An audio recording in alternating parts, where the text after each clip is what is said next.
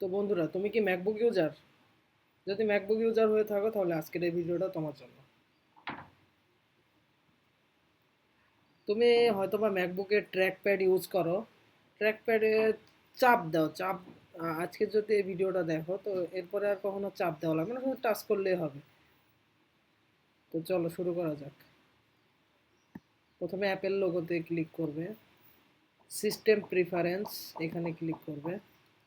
ওকে, এরপরে সেটিংস চলে আসবে, এরপরে ট্র্যাক প্যাডে ক্লিক করবে।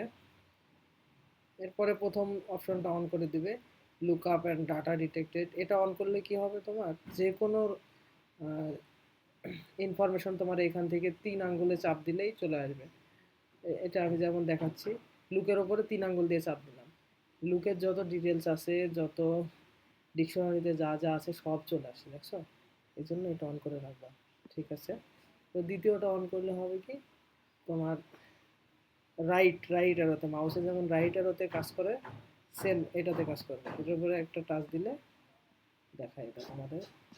ওকে, এই যে আমি 2 আঙ্গুল দিয়ে চাপ দিচ্ছি, এই যে রাইট অ্যারোতে যে কাজটা করে। ওকে, আর 3 নাম্বারটা অন করলে হবে কি, 3 নাম্বারটা অন করলে যে কোনো কিছু ওয়ান ক্লিকে হবে। এই যেমন এখানে চাপ দেওয়া লাগবে না, এই ক্রোম ব্রাউজারে আমি যাচ্ছি, জাস্ট ওয়ান ক্লিক ক্রোম ব্রাউজারে ঢুকে যাবে। ঠিক আছে, একটু নেট প্রবলেম, আচ্ছা এই তো ঢুকে গেছে। ঠিক আছে, ওকে, এই হচ্ছে সেটিংস। আর এখানে নিচে আছে সবথেকে গুরুত্বপূর্ণ, এটা হচ্ছে সবথেকে গুরুত্বপূর্ণ, ট্র্যাকিং স্পিড।